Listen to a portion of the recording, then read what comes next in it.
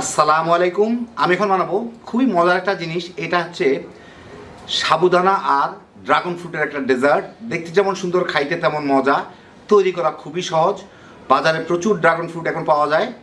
এটা তৈরি করতে একটা ড্রাগন ফ্রুটের 4 ভাগের 1 ভাগ লাগে, অর্ধেক কি 4 ভাগের 1 ভাগ, সাইজের উপর নির্ভর করে। খুব সহজে ঝটপট তৈরি করে ফেলতে পারবেন। তো আসেন দেখি শুরু করা যাক।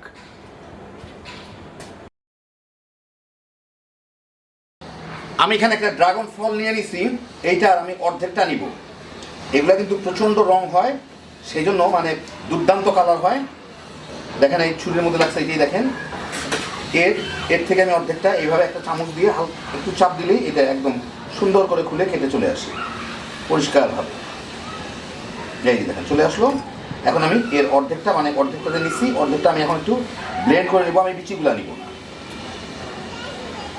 সেই জন্য ব্লেন্ড করে শুধু মানে ওটা ব্লেন্ড করার পরে আমি এটা চেলে রসটা নিব শুধু, একদম খোসা থেকে পুরোটা চলে আসলো।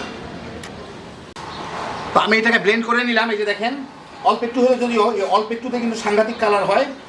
এখন আমি এটাকে বিচিগুলা চেলে নেওয়ার জন্য সবচেয়ে ভালো জিনিস হচ্ছে আমি এরকম একটা পলিস্টারের কাপড় নিছি।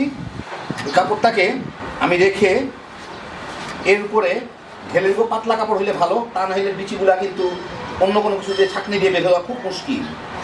নিয়ে আমি এটা ধরে একটু চাপ দিলেই একদম রসটা বের হয়ে যাবে, পুরো বিচিটা রয়ে যাবে। এই যে একটু চাপ দিলেই এই যে রসটা বের হয়ে যাচ্ছে, বিচিটা রয়ে যাচ্ছে। আর চালি টালি দিয়ে করা খুব মুশকিল, এটা হইতে চায় না, সারাদিন লেগে যায়। যাই হোক, আমি এই দেখেন চাপ দিয়ে রসটা বের করে নিলাম।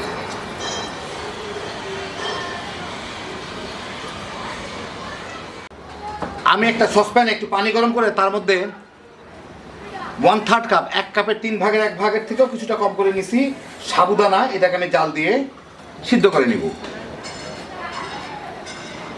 দেওয়ার পর একটু নেড়ে দিতে হয় যাতে তলার দিকে না লেগে যায়। এই 7-8 মিনিটের মধ্যে সিদ্ধ হয়ে যাবে ইনশাল্লাহ। এটা বলক আসার পরে আমি একদম জাল কমাই দিয়েছিলাম। 10 মিনিট জাল দেওয়ার পরে এই যে দেখেন ইয়েগুলো প্রায় হয়ে গেছে। 2-1টার মধ্যে হালকা সাদা সাদা আছে ভিতর দিকটা, ওইটা একটু পরে এমনি এমনি হয়ে যাবে। তো আমি এই সাবুদানাগুলোকে এখন পানি থেকে ধুয়ে নিব, তাহলে গায়ে গায়ে লাগবে না। আমি এখানে 3 কাপ দুধ দিচ্ছি, তার মধ্যে 1 কাপ চিনি দিব। যার যার স্বাদ মতো মিষ্টি দিতে পারেন, 1 কাপই দিতে হবে এমন কোনো কথা নাই। 2.5 চা চামচ আগার আগার দিব। কেউ যদি একটু নরম করতে চান তাহলে 2 চা চামচ দিবেন। 2 চামচ দিলাম। আর এখানে আধা চা চামচ, 2.5 চা চামচ, অথবা জিলেটিন দিয়েও বানাইতে পারেন। এইটা একটু মিশায় নেই ভালো মতো, মিশাই নিলাম।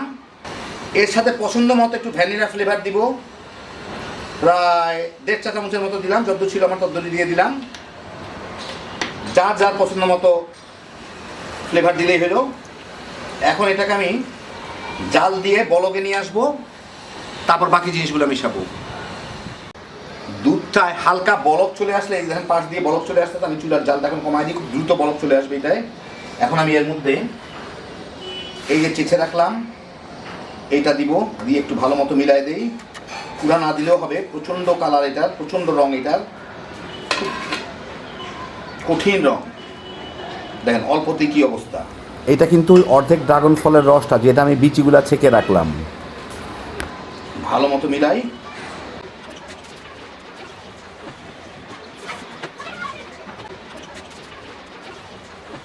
কয়েক মুহূর্তের মধ্যেই বরফ চলে আসে। এখন আমি এর মধ্যে চুলাটা কমাই দিই। এর মধ্যে আমি সাবুদানাগুলা দিয়ে দিব, যেগুলো আমি সিদ্ধ করে পানি দিয়ে ধুয়ে রাখছি, এটার মধ্যে রাখছিলাম।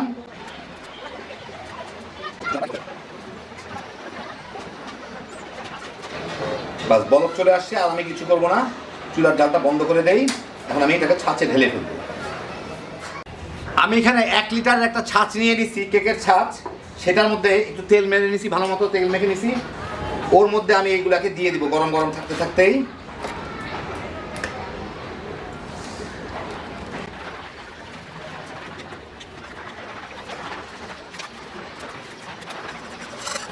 সবটুকু দিয়ে দিলাম। এখন এটাকে একটু হালকা করে নেড়ে দিব, যাতে সাবুদানাগুলা সব দিকেই সমানভাবে ছড়াইতে পারে।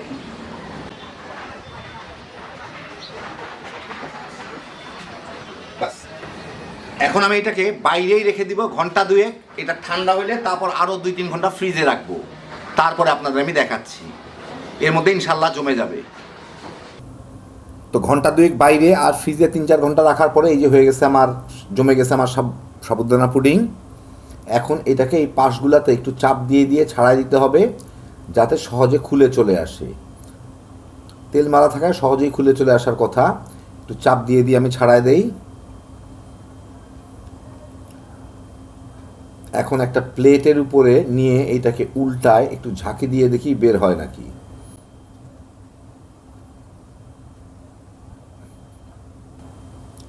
না, এখনো বের হচ্ছে না। সেজন্য আমি একটা চামচ নিয়ে এসে এর ভিতরে যে কোনো এক পাশটা একটু হালকা খোঁচা দিয়ে ছাড়াই দেব। ছাড়াই দিলেই এটা বের হয়ে চলে আসার কথা। এই যে বের হয়ে আসলো, এই যে দেখেন।